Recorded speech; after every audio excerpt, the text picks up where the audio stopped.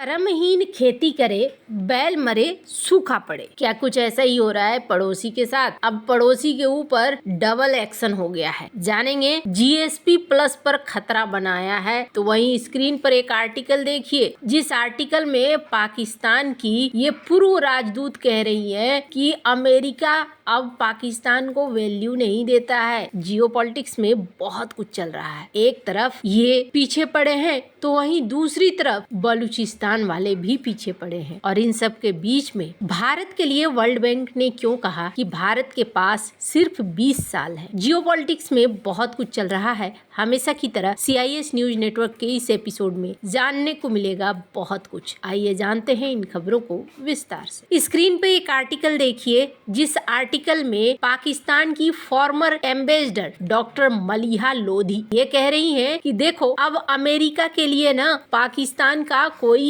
Value नहीं रह गया है, क्योंकि पाकिस्तान ने अब वो महत्व खो दिया है। अफगानिस्तान जब तक था तब तक पाकिस्तान की वैल्यू थी। अफगानिस्तान में जो हालात थे उस वजह से वैल्यू थी, अब वैल्यू नहीं है। अब अचानक से ये वाला राग ये लोग क्यों अलाप रहे हैं? तो इसलिए अलाप रहे हैं क्योंकि अभी अमेरिका की तरफ से भी, यूरोपीय यूनियन के तरफ से भी और UK के तरफ से भी ये कहा गया कि तुम्हारा देश मिलिट्री का देश है या फिर लोकतंत्र है। वैसे तो पाकिस्तान दिखाता है कि लोकतंत्र है। चुनाव हुए, शहबाज शरीफ बने प्रधानमंत्री, फिर राष्ट्रपति का चुनाव हुआ, लेकिन जो 9 मई को इनके यहाँ घटना हुई है, सैकड़ों लोगों को पकड़ा गया है, उनकी कार्रवाई कहाँ पर हो रही है? सैन्य कोर्ट में, जिसकी वजह से अमेरिका तो बाद में गुस्साया, पहले UK की तरफ से और फिर US की तरफ से और यूरोपीय यूनियन की तरफ से, तीनों के तरफ से फिर निकल कर आया कि आप ये ठीक नहीं कर रहे। लेकिन यूरोपीय यूनियन न एक कदम और आगे बढ़ गया। दरअसल ये जो यूरोपीय देशों को देख रहे हैं, इन देशों ने न पाकिस्तान को बड़ी छूट दे रखी है। और कैसी छूट? जिनसे इनको अरबों का फायदा होता है। कितना अरबों का? आप ऐसे समझ रखिए कि अगर ये छूट बंद कर देना तो 20 से 30% तक व्यापार इनका रुक जाएगा इनके साथ। 20 से 30% एक बहुत बड़ा नंबर है, 1-2% नहीं, 20 से 30%। और कितना? 4 बिलियन यूरो, 4.2 बिलियन डॉलर, इतना का वो बेचते हैं। कपड़ा, परिधान, 73% तो यही सामान है जो यूरोपीय देशों को पाकिस्तान की तरफ से जाता है। पाकिस्तान अच्छा खासा मोटा मुनाफा कमाता है। अब इस चीज को लेकर यूरोप ने यहाँ पर समझाना शुरू किया और कहा देखो तुम जो ये घर में कर रहे हो ना, इसका असर GSP प्लस पर भी पड़ेगा। जो हमने तुम्हें GSP प्लस की छूट दे रखी है वो छूट हम नहीं देंगे, क्योंकि उसमें एक नियम है और इस नियम के तहत उन देशों को छूट नहीं मिल सकती है जहां मानव अधिकार का उल्लंघन होता है, जहां पर मौलिक अधिकारों का उल्लंघन होता है। कमाल की बात है, यूरोप को अब समझ में आ रहा है कि यहाँ पर मानव अधिकार का उल्लंघन हो रहा है या फिर मौलिक अधिकारों का उल्लंघन हो रहा है। अच्छा, आपको बता दूं, ये GSP प्लस का स्टेटस इन्होंने सिर्फ 8 देशों को दिया है। Bolivia, cap Verde, Kyrgyzstan, Mongolia,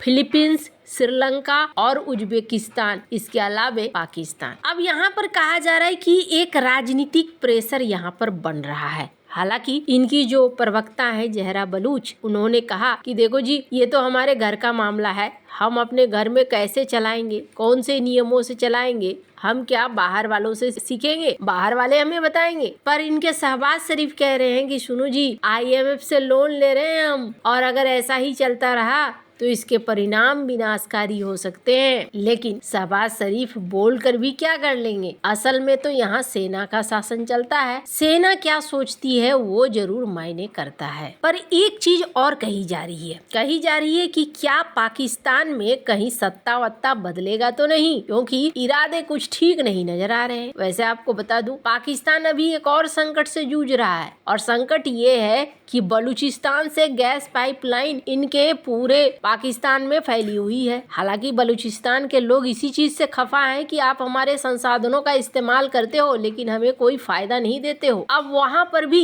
screen पर एक आर्टिकल देखिए, 18 इंच डायमीटर वाली मेन गैस सप्लाई लाइन हो गई है डैमेज। अब अपने से तो डैमेज हुई नहीं होगी। एक बात तो साफ है कि यहाँ पर चीजें की गई है ताकि तकलीफ का असर तुम तक भी पहुँचे। पहले से ही गैस उत्पादन में अच्छा खासा लॉस झेल रहा है 194 मिलियन का, और अब एनर्जी क्राइसिस भी शुरू हो चुका है पाकिस्तान के अंदर। खैर, ये तो रही अपनी पड़ोसी की बात। अब जीएसपी प्लस के स्टेटस को बचाए रखने के लिए क्या करता है पाकिस्तान, आने वाले दिनों में दिखेगा। पर इन सब के बीच में भारत के लिए भी कुछ खबर आई है। स्क्रीन पर एक आर्टिकल देखिए, सिस्को के जॉन चेम्बर्स ये कहते हैं कि देखो, अभी भी मैं कहूंगा कि दाव लगाना है तो भारत में दाव लगाओ, चाइना में अब फ्यूचर नहीं है। तो वहीं वर्ल्ड बैंक ने भारत को चेताया है कि तुम्हारे हाथ में सिर्फ 20 साल है। क्यों ये कह रहे हैं 20 साल है? भारत दुनिया की प्रमुख अर्थव्यवस्था में सबसे तेजी से बढ़ रही इकोनॉमी है, और वर्ल्ड बैंक का मानना है कि भारत के लिए इस वक्त कई चीजें अच्छी है। अगर डेमोग्राफी से लेकर जियो पॉलिटिक्स देखे,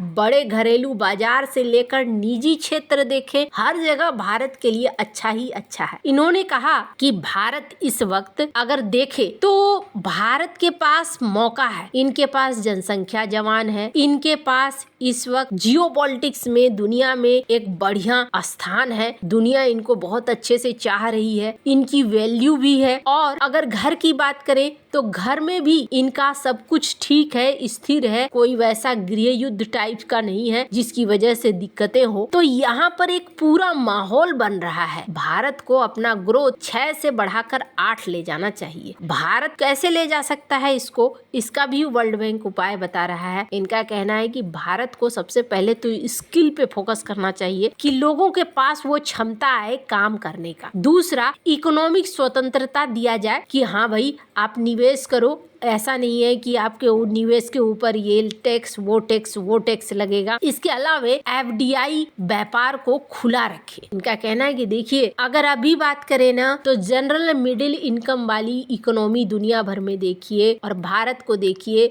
भारत भाग्यशाली है, लेकिन अगले 2 दशक तक ही इसकी डेमोग्राफी इसके अनुकूल रहेगी। और ऐसे में भारत को चाहिए कि ये 20 साल का इस्तेमाल कर ले और 20 साल का इस्तेमाल करके एक बढ़ा हुआ बाजार बन जाए, जहां पर भारत दुनिया का ग्लोबल सप्लाई चेन अपने हाथ में ले सके। फिर इन्होंने कहा कि अगर चीन से तुलना की जाए तो भारत की इकोनॉमी चीन की तुलना में संतुलित है। जीडीपी के लिए खपत का अनुपात भी सामान्य है, विदेशी खपत पर कम ही निर्भर है। इसका आर्थिक विकास उतना खतरनाक नहीं होगा जितना पिछले 2 दशकों के दौरान चीन का विकास था। जियोपॉलिटिक्स भी भारत के अनुकूल है और अगले 20 साल तक सब कुछ भारत के अनुकूल है। ये सुनहरा अवसर अगर भारत ने गंवा दिया तो भारत के लिए ये सबसे खराब समय होगा। भारत के पास 20 साल का समय है। 2047 तक विकसित भारत का लक्ष्य निर्धारित करके भारत ने बिल्कुल सही किया है, ये कहना है वर्ल्ड बैंक के मुख्य अर्थशास्त्री इंद्रमित गिल का। वैसे